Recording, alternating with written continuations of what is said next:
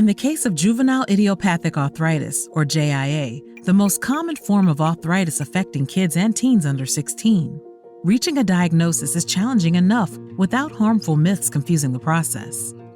The term idiopathic itself means unknown, and the main symptom, joint pain, can be mistakenly chalked up to injury or growing pains in children. What's more, JIA is a diagnosis of exclusion, which means doctors first have to rule out other conditions before they can firmly say someone has JIA. Let's take a peek at some of the myths and truths families that are dealing with JIA need to know. Fake or fact? JIA is the kid version of rheumatoid arthritis, or RA. That's fake, folks. JIA was indeed once called juvenile rheumatoid arthritis, but the name was changed to JIA because there are distinct differences between the conditions, even though both are forms of inflammatory arthritis. First, RA is a single condition. JIA is a group of 6 related disorders. JIA can affect bone development and overall growth. RA does not. Finally, people with RA are much more likely to have rheumatoid factor in their blood, a harmful antibody triggered by the immune system. About 80% of people with RA will have RF, while less than half of children with JIA are RF positive. Fake or fact? JIA is genetic. This is a fact, although we still have a lot to learn.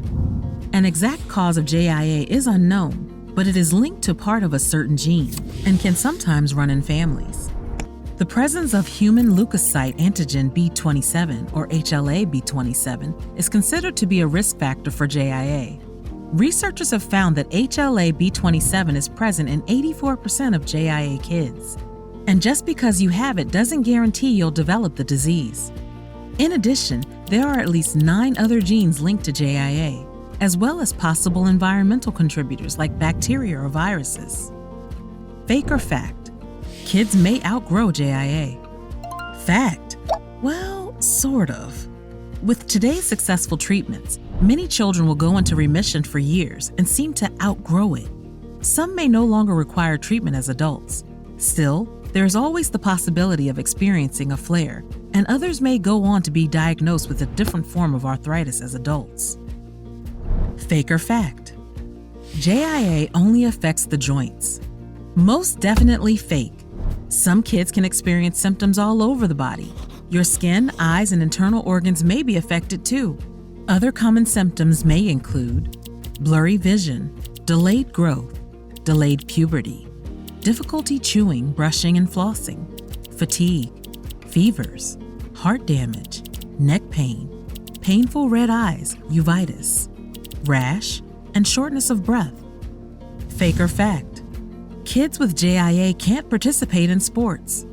Thankfully, this one's a fake. Back in the day when there were few treatment options, kids with JIA were put on 30 days of bed rest.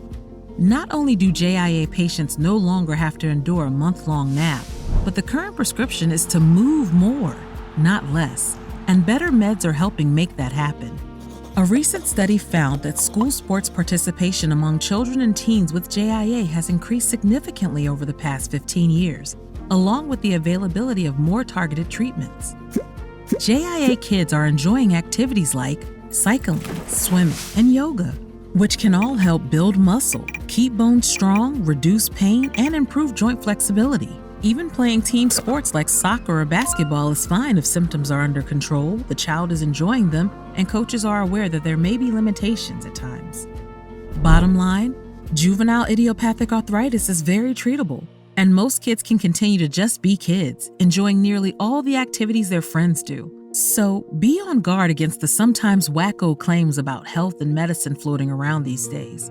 Remember, you can always turn to Health Central for the facts.